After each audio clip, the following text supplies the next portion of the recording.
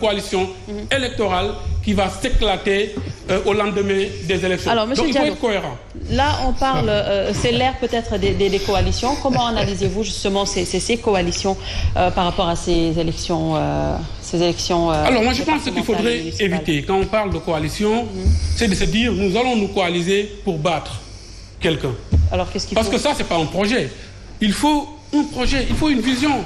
Nous, dans notre coalition Gox Yu Bess, on s'est dit que dans ce pays, la priorité de la politique, c'est au niveau des collectivités territoriales. L'avenir de ce pays, c'est que les communes soient bien gérées, c'est qu'il y ait de la bonne gouvernance dans les communes, qu'il y ait un cadre de vie adéquat et que les jeunes s'engagent dans ces communes. Et à partir de cela, Ahmed Diallo, qui a créé son mouvement depuis 3 ans, exclusivement à Ngexo, et a fait un travail là-bas, Ahmed Dieye à Toubatoul, Mamadou Bambey et François Mendy à Ziguinchor, Mamadou Diomaye à Diourbel, on s'est dit, alors nous, tout ce que nous faisons séparément, on a la même conviction, c'est que nous nous engageons localement et c'est que nous n'allons pas attendre d'être nommés à des postes de responsabilité pour utiliser l'argent public et chercher notre base politique. Notre base politique, nous le construisons à la force de nos convictions et de nos idées avec les moyens propres au niveau des localités. Et à partir de ce moment-là, on s'est réunis, nous tous jeunes, pour construire une idée, une vision et proposer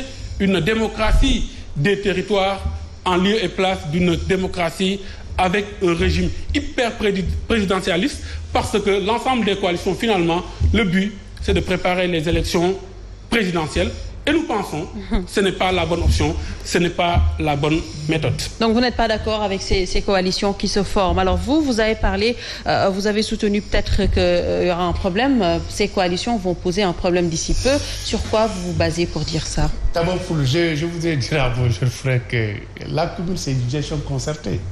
On n'a pas besoin d'appartenir à une coalition pour aller aux élections, pour travailler pour le compte de sa commune.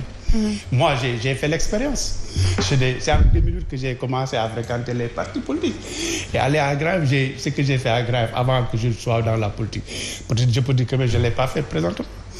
Si on est dans une commune et qu'on est intéressé par son développement, on n'a pas besoin d'appartenir à tel ou tel parti. On n'a pas besoin d'appartenir d'aller même en élection. Ce qui est important, c'est une gestion concertée. L'équipe municipale qui est là, aller vers ces gens-là, travailler. Si vous avez un partenaire avec les Sérères, mettez ça en contribution et quand même les gens vont noter les progrès et après les populations vont se l'approprier pour décider le moment venu. Maintenant, pourquoi je disais tantôt qu'il y aura des problèmes? C'est la nature humaine. Au Sénégal, les gens font des alliances par rapport à une situation donnée. Oui. Mais lorsqu'il va agir,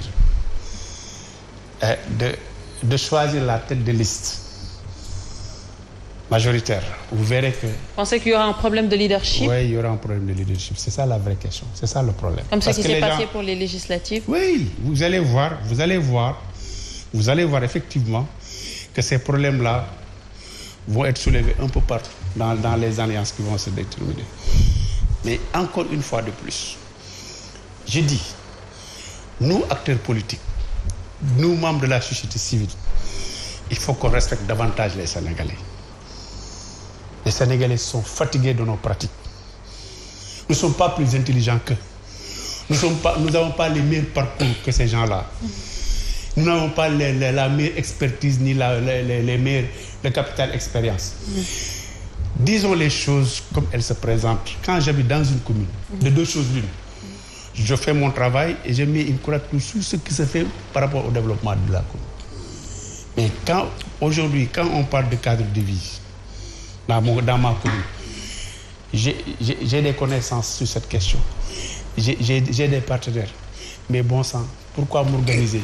Pourquoi ne pas m'organiser avec mes gars de mon quartier, les gars de la commune, l'équipe municipale, leur dire qu'il y a ça, il y a ça, ça.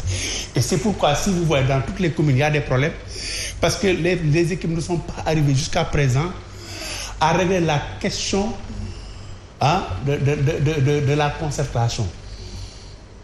La question de la concertation, l'utilisation des moyens humains, des ressources humaines de qualité qui se trouvent dans les communes.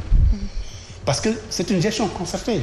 Il y a un comité consultatif qui peut se créer, qui vient en appoint au conseil municipal. Si toutes les sensibilités, si toutes les personnes ressources sont mises à contribution, mais nécessairement, les gens vont atteindre leurs objectifs. Surtout maintenant, on parle de communes de plein exercice. Je crois qu'aujourd'hui, il faut marquer des ruptures dans la manière de faire. C'est pas parce que je suis le plus grand diplômé, c'est pas parce que j'ai une expérience, j'ai fait ceci, j'ai fait que je vais réussir en politique. On a vu généralement les grands hommes, souvent je ne dis pas les grands hommes entre guillemets, en tout cas c'est ceux qui sont diplômés, qui ont vraiment atteint un sommet, le sommet, mais qui échouent dans leur fonction politique. Oui. Le problème c'est le partage. D'accord. C'est le regard croisé qui doivent se faire pour permettre à tout un chacun de bénéficier de ces acquis-là. Je crois que si on arrive à régler cette question, si on arrive à comprendre effectivement que nul n'a le monopole des savoirs, nul n'a le monopole de la vérité, et que pour réussir, il faut mettre à contribution l'ensemble des forces vives, je crois que déjà, on aura une part de gagner. Parce que je considère aujourd'hui ce qui se fait au Botswana, ce qui se fait au Ghana, ce qui se fait au Rwanda, et partout ailleurs, ça peut se faire ici. Mais les Sénégalais ont beaucoup changé. Et nous devons revenir à de meilleurs sentiments. C'est ça la triste. Oui, Monsieur Diallo, qu'est-ce que vous attendez concrètement justement de ces élections et quel message lancez-vous aux populations pour justement qu'on puisse aller s'inscrire sur les listes électorales? Alors, message de responsabilité. Quand j'entends M. Faye parler, je dis qu'il donne de très bons conseils, mais destinés aux gens qui ont la responsabilité d'exécuter cela et de créer les cadres de concertation. 90% des maires du Sénégal sont de votre côté et ils ne font pas ce que vous dites. Donc, vous serez un bon conseiller pour eux et je pense que s'ils vous entendent, ils vont réagir positivement pour le pays. Maintenant, la responsabilité aussi du côté des opposants, du côté de la société civile, du côté de chaque personne engagée pour le développement de ce pays, c'est de se dire mon rôle, je le fais. Les concertations que les gens demandent, l'engagement au niveau local, les réalisations au niveau local, nous le faisons à notre niveau. Nous incitons les autres à le faire à leur niveau. Par contre, on ne peut pas demander à ceux qui n'ont pas la responsabilité de l'exécutif à être responsables de ce qu'ils ne sont pas responsables. Nous sommes responsables de ce que nous avons choisi, de notre engagement, et ça, nous le faisons pleinement. Maintenant, les autres, nous leur demandons d'assumer pleinement les attentes qu'ils ont, et en plus, eux, on les a donné du pouvoir économique, financier, et en plus, le pouvoir des lois et des décrets. Avec la coalition Gox Yu Bess, le maître mot, c'est engagement, c'est responsabilité avec les jeunes, avec de nouveaux acteurs qui vont prôner un renouveau et une alternative.